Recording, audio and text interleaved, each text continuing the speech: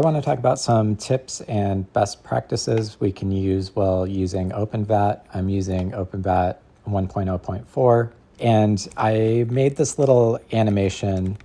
I styled this effect after the League of Legends character Zeri's, I think it's her empowered auto attack, just to have a basis to animate something to. You can see here in my outliner, this is a collection of a bunch of animated meshes. And I'm not doing anything too crazy in here with geometry nodes. I just keyframed everything for every mesh. The only slightly weird thing here is I used one shape key that I animated on this bolt, you can see, just to extend it a little bit over the animation timeline. Usually I'm a lot heavier in geometry nodes, but mostly all of this is just keyframed meshes. For this video, I removed my custom attributes. I did some custom attributes for the opacity. I think I'll show it in another video. I'm not sure if I'll use the same example. So essentially, this is just a collection of meshes that was keyed by hand. And we can see that in my timeline, just to be safe, I baked everything down into keyframes. So I just selected everything and went to Object, Animation, Bake Action. I say just to be safe because I had some parented relationships. I probably didn't need to bake everything to keyframes for this example to work properly. But when you have a simulation, like rigid bodies or a soft body that you're encoding into vertex animation, you do need to bake that action. And that's just because when this process runs through the evaluated dependency graph, it can't be doing any computations at that same time. Think about it like if you're going to export an Alembic file of a simulation you made, you would want to bake that into keyframes. So you can just use that same mentality when you go to encode vertex animation. I also prepped everything to have the same material. It's called laser, and it's across every one of these meshes. For this to work properly, it doesn't need to have the same material on each mesh, but it helps when you move this into a game engine. You don't want to have to set up the vertex animation in every single one of those materials and then sync the materials together.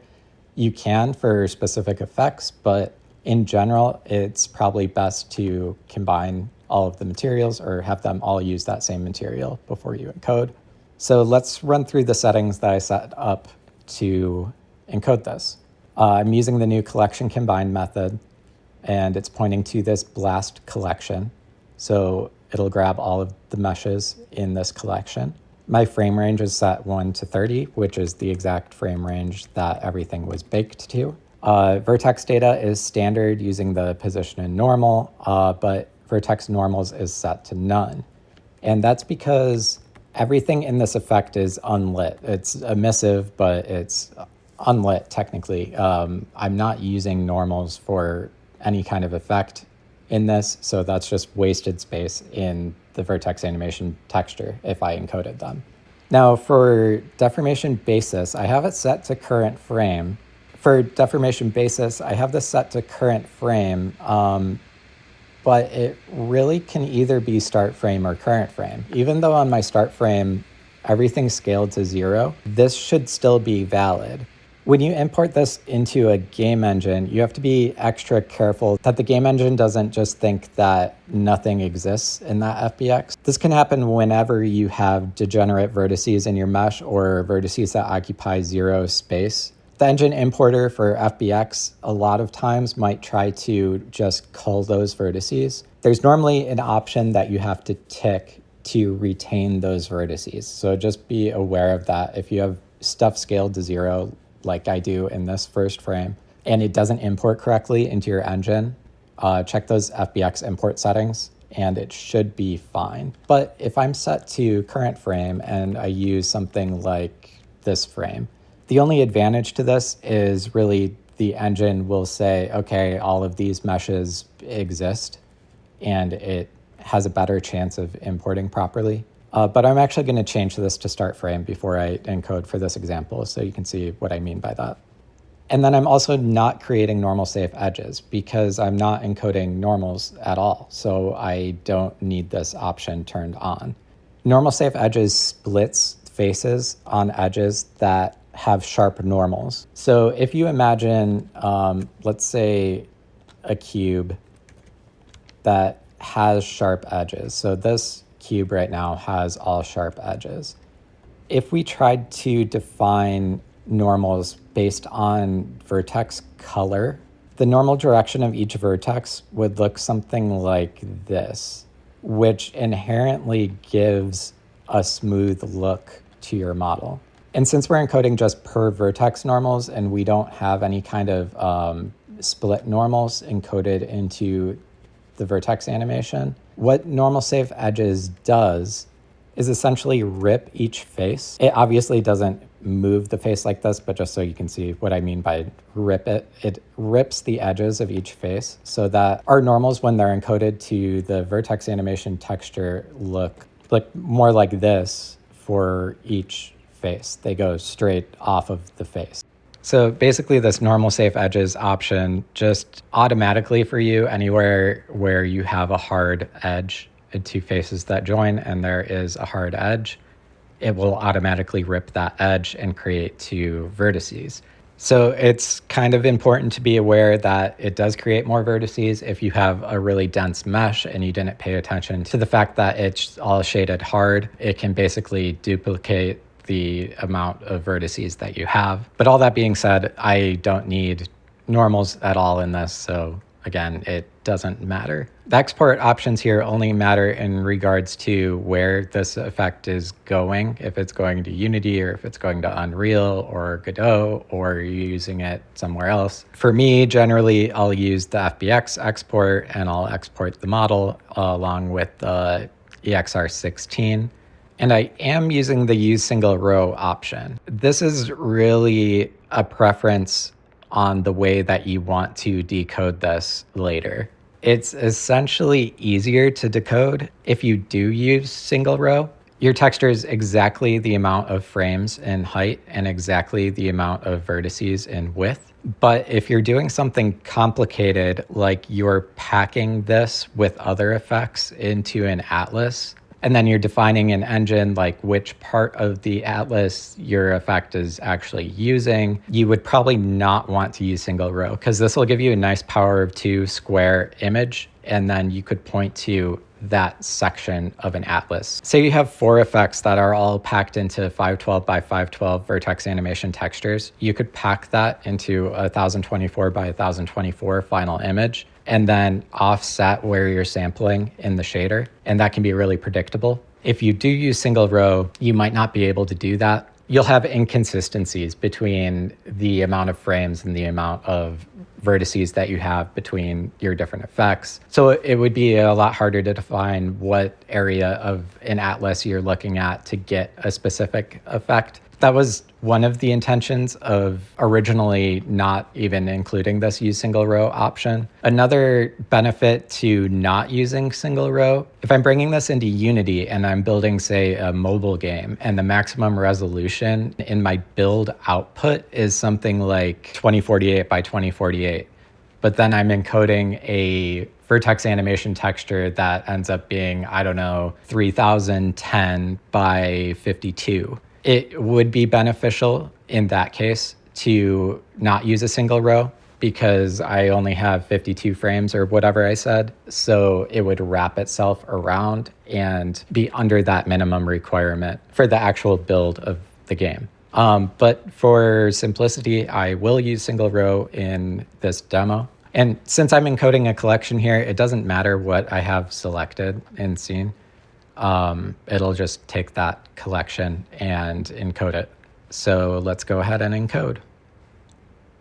So now encoding's finished and I still don't see anything in scene.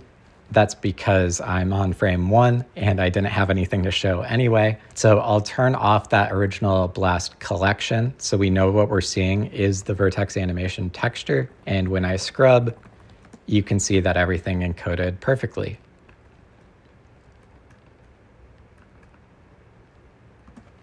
Now, there are a couple ways I could have encoded this, and that is either using a collection or not.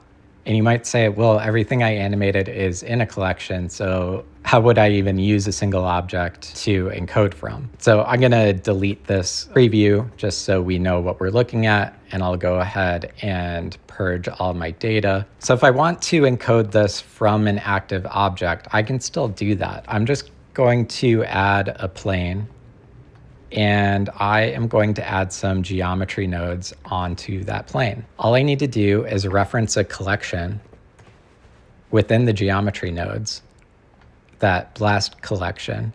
I can grab it in a collection info node and then pass that to geometry. And now you can see this object holds everything that that collection held. But if I run this right now, it might fail. I don't think this example would actually fail because I baked everything and I don't have modifiers on anything.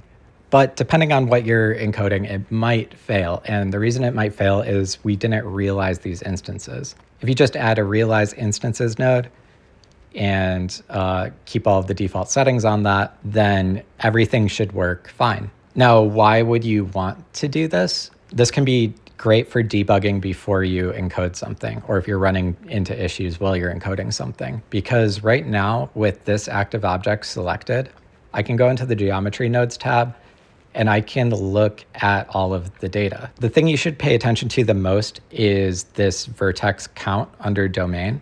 If that vertex count changes while I scrub through my timeline, I will definitely have an issue when I encode. We need a consistent amount of vertices throughout the entire animation for it to encode correctly. That's just because vertex index matters when we encode. Each vertex gets placed in a specific spot in the UV that's being read for the vertex animation. So if that index changes, it kind of shifts over a row, and then the entire encoding doesn't really work because you'll be shifted one vertex or 20 vertices, however many get deleted or added. The deformation just will break completely. But doing this isn't a catch-all. You can still have issues when you encode. This could be something like if one of these rings had a subdivision surface modifier that isn't applied, we can look at this vertex domain. It's still constant throughout the entire animation, but when I go ahead and encode this, you'll see we have some major errors happening. So this is one thing to really pay attention to. Make sure that anything that changes the domain size, like subdivision surface or a bevel or something like decimate, is applied before you run that vertex animation encoding step.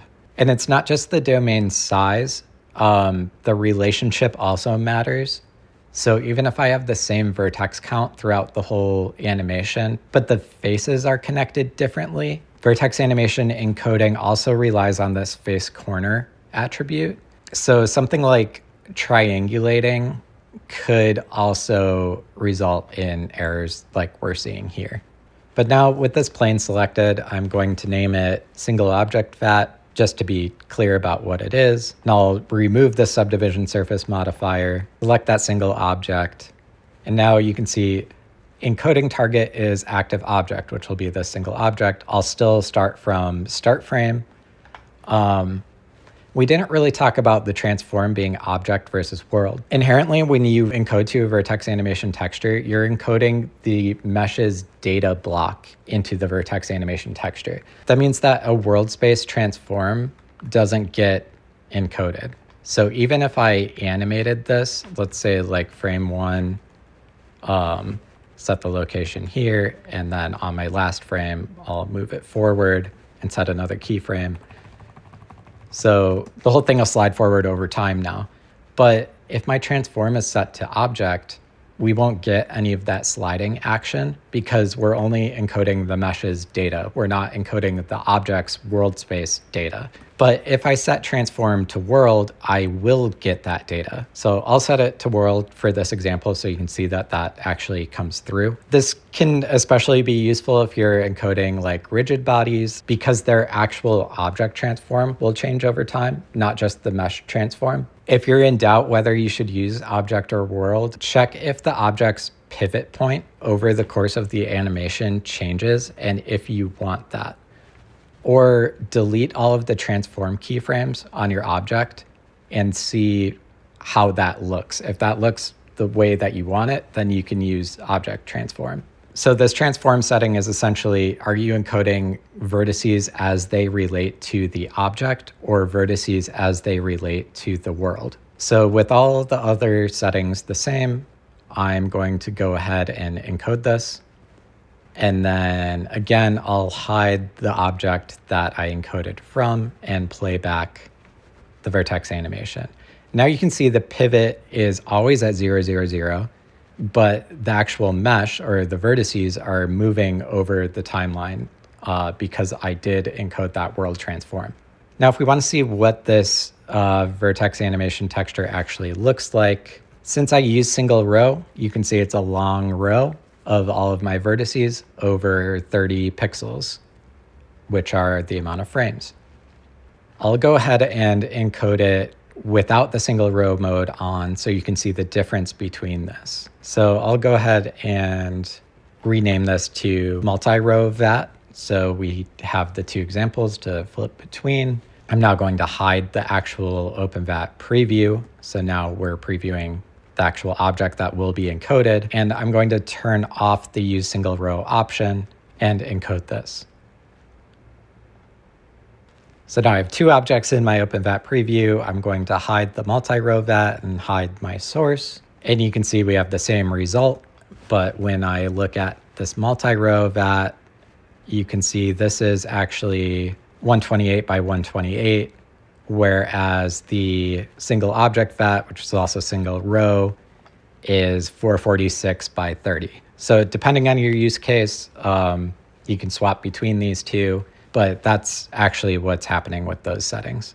I'll be making another video that covers custom attributes because this is a whole topic in of itself. But in general, for custom attributes, you would want to use the method of what we did here with the single object and creating that geometry node group referencing a collection, because you can handle attributes that exist in multiple objects a lot easier this way, and it's just a lot easier to maintain.